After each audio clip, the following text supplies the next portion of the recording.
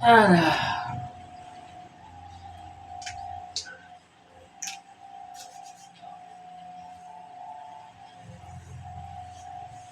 Hello mga subscribers, please welcome back to again. Dito po tayo sa San Mateo, Arayat, Pampanga.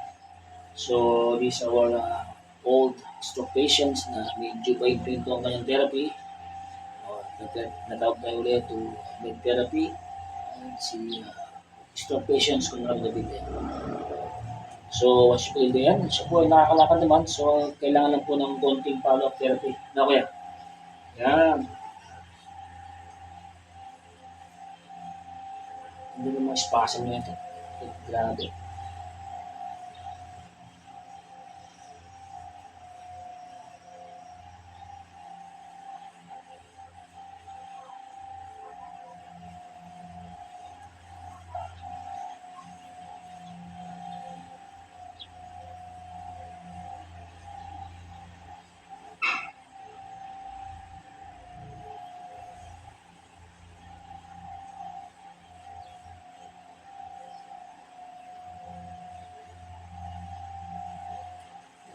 Therapy ka. Hindi siya may spasm. Grabe. Hindi kasi.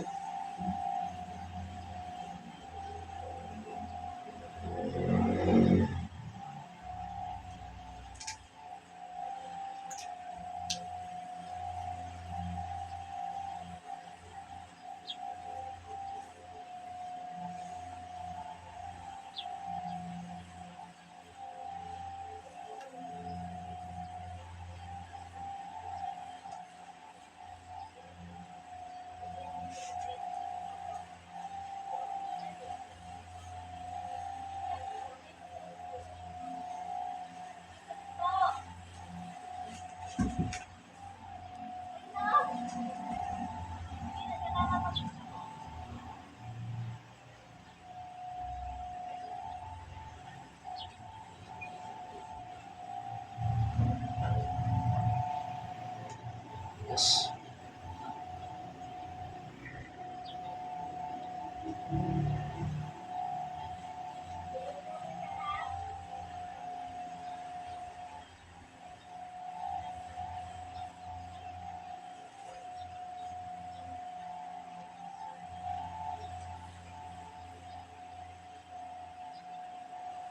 So habang pinapatherapy natin yung ating mga stroke patients, yan, may chance po silang makarecover. Pero kung hindi namin pinatitherapy ito, so level C, mag-i-stick ang mga muscle niya ito, magkakaroon deformation yung katawan niya, lack of therapy kasi hindi na kasi nakapag-exercise. So kailangan po talaga pinitherapy yung mga stroke patients para magkaroon silang chance to recover. Yan. Sana po sa buhay, pag nag-therapy ng ating mga stroke patients. Yan. So, lahat ng mga stroke patients ito, pakitherapy po yung ating mga stroke patients natin. So, malapit yan ng mga therapists na mapagkakatiwalaan nyo, situate na kailangan pakitherapy ng mga stroke patients. Yan. Ano po, pwede. Napakatikas na mga muscle niya. So, mga joints niya, so very stiff na. Yan. Due to lack of therapy. Yan, no?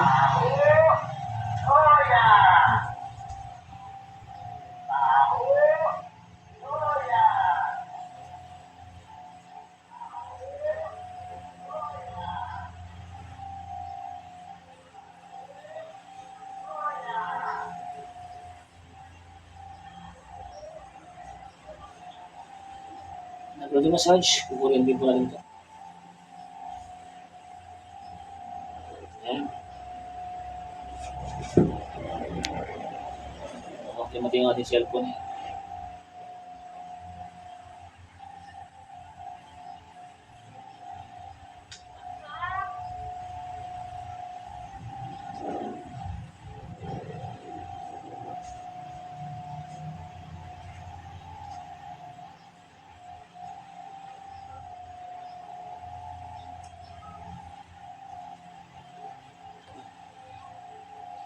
So we need to warm up. Smart.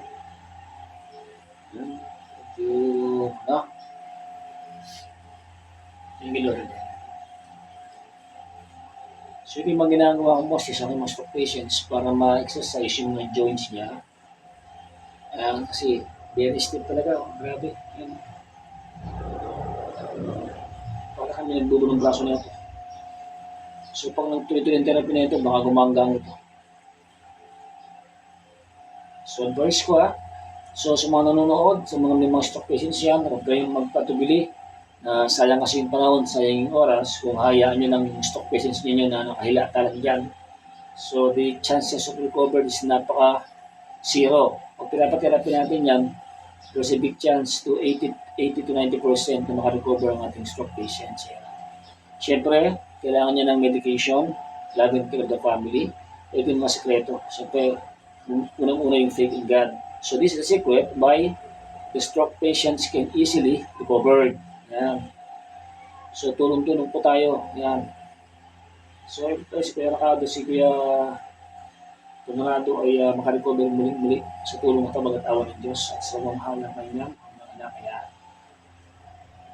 okay. Actually, nakakatayo naman siya. Ang tagal ng follow-up. So sa lahat ng mga taga San Mateo dyan, mga David clan, and mga taga San Mateo dyan, sa inyo lahat, shout out by Moderno Magyapeng.